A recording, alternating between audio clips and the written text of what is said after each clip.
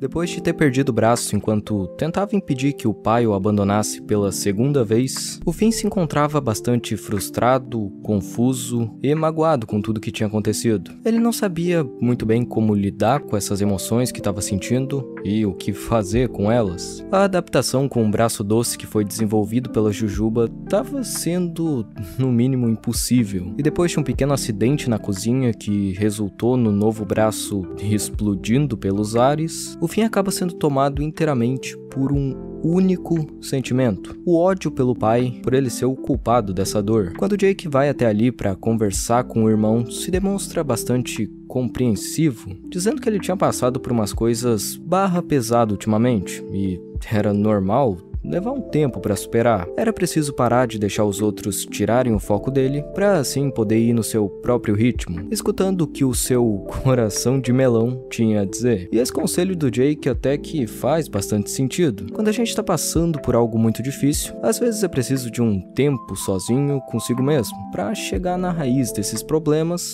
e melhorar. Porque é preciso silêncio para conseguir escutar o que o nosso coração de melão tem a dizer. E aqui a gente pode interpretar isso como sendo basicamente a mente dele, aquilo que sentia lá no fundo em relação a tudo isso quando parava de tentar evitar, e através da compreensão disso, encontrar uma boa direção que pudesse seguir as respostas para os seus problemas. Mas então, o Finn responde baseado no ódio que estava sentindo naquele momento, que o coração de melão dele estava dizendo para socar a cara do pai e roubar o braço dele. O Jake então diz que aquelas respostas eram ruins e por isso não eram as certas, o que significava que ele deveria continuar escutando. No entanto, quando tá ali descansando na grama, enquanto tenta fazer isso, não consegue evitar a raiva pelo que o pai fez e reflete sobre como a vingança parecia um caminho bem mais fácil e rápido para que se sentisse melhor. E assim todo esse ódio e dor se canalizam, formando uma espécie de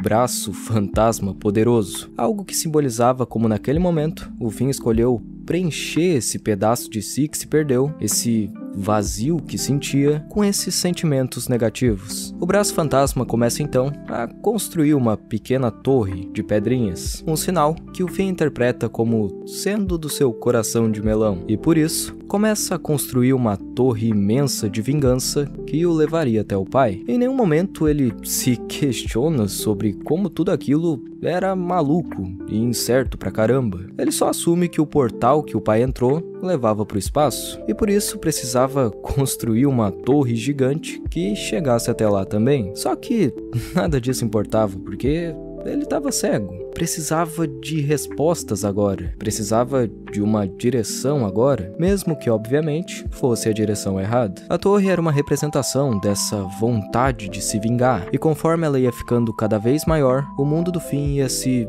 despedaçando de pouco em pouco. Ele não se importava com mais nada ao redor, se tinha alguém sendo prejudicado em meio a isso. Um egoísmo semelhante ao de quem o tinha ferido. Em um determinado momento, enquanto o Finn tá construindo a torre, uma nuvem chamada Carol, que tinha atirado na cara dele há pouco tempo atrás, aparece novamente para se desculpar e conversar a respeito de algumas coisas. Ela conta sobre o trauma que tinha e sobre como odiava que as pessoas nadassem nela quando era água, até que um certo dia ela se cansou e escolheu evaporar, mudando e indo embora dali para sempre. E afirma que o Finn deveria seguir por esse caminho, deixar essa obsessão maluca por vingança de lado, partindo para outra. No entanto, é possível de notar que nem a própria Carol superou totalmente aquilo que passou, já que nem por um segundo sequer ela parou de odiar aquela antiga vida e constantemente se encontrava lembrando desses momentos ruins e se assustando quando isso acontecia. Ambos estavam lidando com esses traumas de formas bastante diferentes, mas ainda assim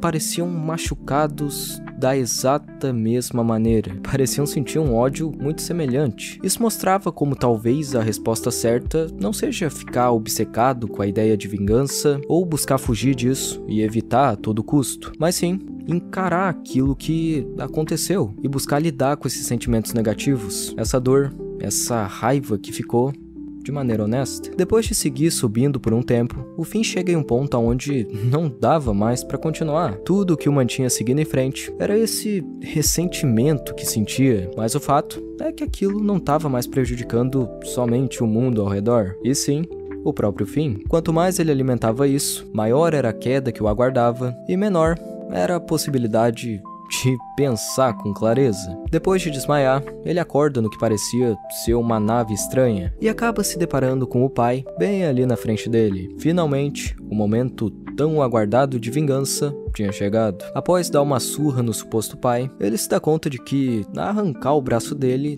não era realmente o que queria lá no fundo e também não ia deixar as coisas melhores. E por isso, vai até uma cadeira próxima e começa a pensar, se demonstrando bastante frustrado. E é nesse momento em que ele também descobre que era a princesa Jujuba o tempo todo, que fez aquilo para o ensinar uma lição. Quando ela pergunta para ele como estava se sentindo, o mesmo para por alguns segundos para escutar uma outra vez o que o seu coração de melão tinha a dizer e em seguida responde que estava tudo bem. O Finn acabou percebendo que arrancar o braço do pai não iria preencher esse vazio que tinha ficado, porque não dava para buscar no exterior o que sentia falta ali dentro. Porém, apesar de reconhecer que a vingança não era o caminho, ele ainda não tinha esquecido o que aconteceu. Não tinha esquecido todo o mal que o pai o fez e todas as injustiças que sofreu. E não tratava esses sentimentos ruins como se não existissem, porque não tinham simplesmente desaparecido de uma hora para outra. Ainda estavam ali, mas agora,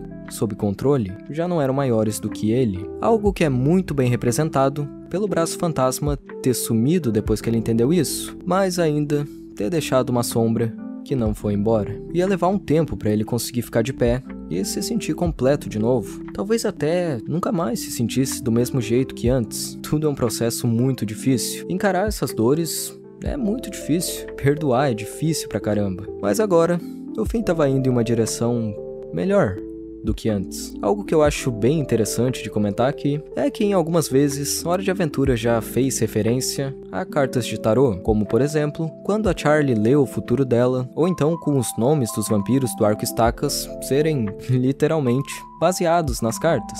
E no tarô, a carta da torre representa nada mais nada menos do que mudanças e transformações necessárias e inevitáveis, indicando que é preciso se libertar de padrões e relações que não nos servem mais. Algo assustador, mas que traz consigo a promessa de um renascimento após a tempestade, separando definitivamente coisas que não se encaixam e mostrando que o que não nos destrói nos fortalece.